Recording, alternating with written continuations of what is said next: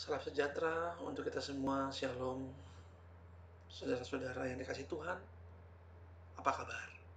Semoga saudara-saudara yang sedang menjalani karantina secara mandiri atau yang sekarang dikenal dengan social distancing saat ini mampu untuk tetap bersukacita. Terlebih lagi, saudara-saudara bisa selalu berefleksi, memaknai hari demi hari yang dilalui untuk membangun iman kita, untuk membangun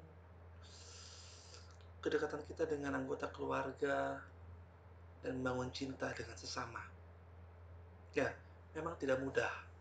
Tidak mudah di situasi seperti ini kita harus membangun hal itu.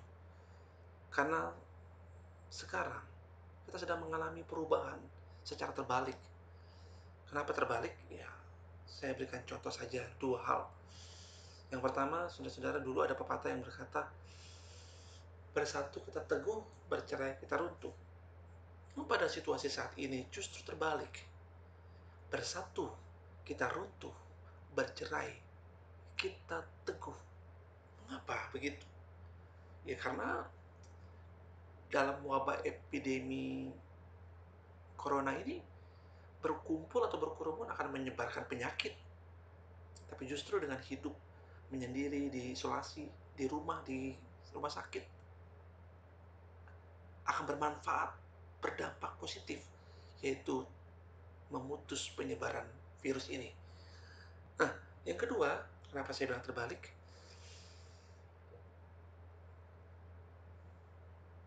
Rumah-rumah ibadah, gereja-gereja yang megah, yang hebat, yang mampu menampung banyak orang untuk beribadah, untuk bernyanyi. Dan ketika bernyanyi, suaranya menggelegar, menggema, sehingga membuat kita takjub, membuat kita ikut merasakan hadirat Tuhan di situ. Toh, pada akhirnya menjadi kosong sekarang. Tidak lagi nyanyian, tidak ada lagi suara yang menggema. Yang terdengar justru suara-suara nyanyian di rumah-rumah yang saat ini Bapak Ibu lakukan. Yang dulunya bapaknya kalau di gereja mungkin nyanyinya hanya pelan-pelan. Tapi mau tidak mau ketika di rumah, suaranya yang miring-miring itu harus kelihatan. Yang dulunya mungkin bapaknya hanya mengandalkan Pak Pendeta doa syafaat. Atau ibunya, sekarang bapak dan ibu harus berdoa syafaat di rumah setiap saat. Sungguh terbalik. Tetapi pasti kita mampu memaknai apa yang terjadi dengan baik. Nah, bagaimana memaknai sesuatu perubahan itu kita bisa melihat dari ratapan. Ratapan melihat dua hal untuk memaknai perubahan yang terjadi. Perubahan apa yang terjadi? Ya, di dalam ratapan Bapak Ibu Saudara-saudara kita bisa melihat bagaimana ratapan sendiri melihat perubahan kotanya, yaitu Yerusalem yang megah, yang hebat, yang dulu dibanggakan, bisa menyatukan banyak orang di situ untuk beribadah. Tapi apa yang dilihat setelah penyerangan Babel, setelah dimulainya masa pembuangan, kota Yerusalem, bahkan bait Allah yang besar itu hancur, luluh lantak oleh serangan kerajaan Babel. Ini menimbulkan ratap tangis bagi banyak orang, tidak terkecuali Yeremia. Yeremia meratap, dan jadilah kitab ini, Ratapan. Sebuah tangisan akan realitas yang terbalik. Yang dulunya merasa bangga, yang dulunya berkata ini tidak mungkin terjadi, tidak akan ada perubahan. Kalau Bapak Ibu menyaksikan film Titanic, seorang pemilik atau seorang yang membuat kapal Titanic berkata, kapal ini tidak akan bisa tenggelam, tidak akan bisa runtuh. Tapi toh pada akhirnya kapal ini tenggelam. Bapak Ibu Saudara-saudara, apa yang kita lihat ternyata yang dibanggakan, yang diagung-agungkan, bisa saja membuat kita tidak lagi memperhatikan Tuhan yang lebih agung dari semuanya. Bisa saja membuat kita mengalihkan yang seharusnya kita lihat Tuhan. Inilah yang membuat Yeremia memaknai apa yang dia lihat. Bahwa kecenderungan seseorang manusia melihat sesuatu yang agung, yang diciptakan sendiri, justru bisa mengalihkan Tuhan, bisa memikirkan Tuhan.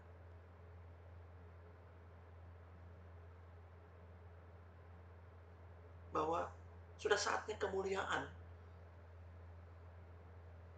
tidak lagi dilekatkan pada hal-hal yang kelihatan, tapi kemuliaan dilekatkan pada hal-hal yang tidak terlihat, yaitu Tuhan. Ini yang pertama yang ratapan atau Yeremia refleksikan. Dari ayat 1 sampai ayat yang ke-10, saudara-saudara bisa membaca, bisa melihat bagaimana ratapan atau Yeremia melihat kotanya sudah tidak ada kekuatan lagi. Melihat bagaimana lawan-lawannya bahagia melihat kehancuran. Lawan-lawannya mempermalukan mereka.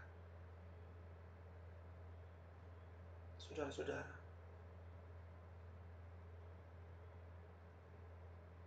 pada apa yang dilihat oleh Yeremia, Yeremia sadar keagungan manusia juga hanya akan membawa kita pada titik kerentanan dan kerapuhan. Tidak ada yang abadi. Tidak ada yang dapat dibanggakan. Semua selalu akan menemukan titik kejatuhan dan kerapuhan. Yeremia kembali melihat hanya Tuhan yang mampu menolong. Hanya Tuhan yang mulia. Hanya Tuhan yang agung. Hanya Tuhan yang patut untuk dimuliakan. Nah, pada ayat bagian yang kedua, ayat 11 sampai ayat yang ke-17, saudara-saudara, Yeremia juga melihat bagaimana kerentanan dirinya, kerapuhan dirinya yang penuh dengan dosa. Kita lihat di ayat 11, Yeremia berkata, "Lihatlah ya Tuhan, pandanglah betapa hina aku ini." Mengapa Yeremia berkata demikian?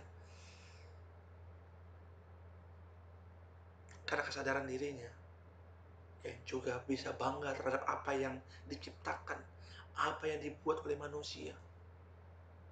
Tapi toh juga hanya membuat dirinya tidak berdaya. Ketika perubahan terjadi, perubahan terbalik. Ini di hari yang ke-10 saya di ruang isolasi. Di tempat ini juga saya mengalami kerentanan yang luar biasa.